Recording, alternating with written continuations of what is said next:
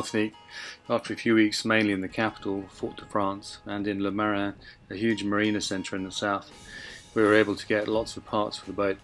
Parts are difficult to get elsewhere in the Caribbean. Kate, picking up the new Irish flag, she made.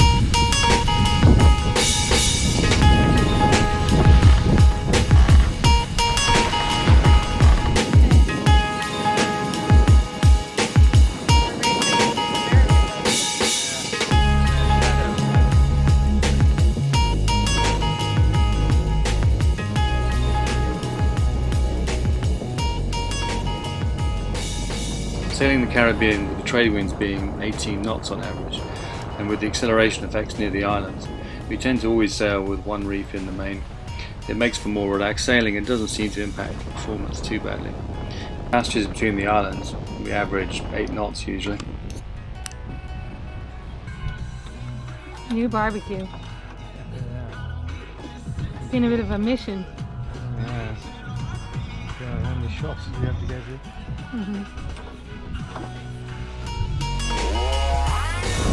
We're on our way from Martinique to St. Lucia and we're flying along.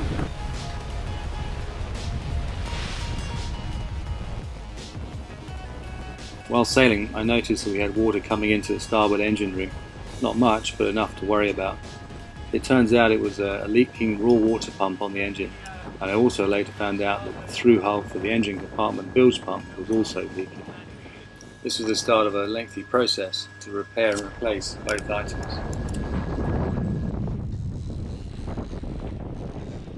We caught a tuna on the way over, our first in the Caribbean. Not very big, but it tasted great. Nice one, Jim. Yeah. When we arrived in St. Lucia, we landed in Rodney Bay, then headed south towards Marigot Bay and on to Soufriere further south. We were planning to do some diving there, as the water clarity was supposed to be amazing.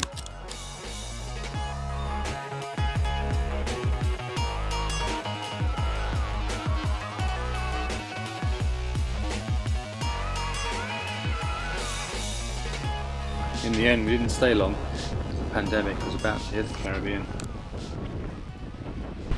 Latest update is a lot of the islands in the Eastern Caribbean are now closing to private sailing yachts, including St. Lucia and the French Caribbean islands. So we are fleeing to the south, where we think St. Vincent and Grenada are still open. We've got 2 lines out to try and catch some fish, and we really don't know where we're going to end up. So that's St. Vincent in the distance. We're about 2 hours out and we're just willing it to get closer because we don't know if we'll be allowed to check in because of the coronavirus. So it's pretty nerve-wracking, but we'll see. And we've got this bird with us at the moment. In the end, we did manage to check into St. Vincent and the Grenadines, after being turned away from one port of entry. St. Vincent had yet to enforce any real restrictions on the entry of sailing yachts, and we were very happy to be here.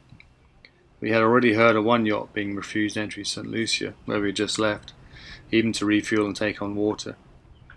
We were hoping that we would be able to sail between the islands of the St. Vincent Grenadines, even if the borders to other countries were closed.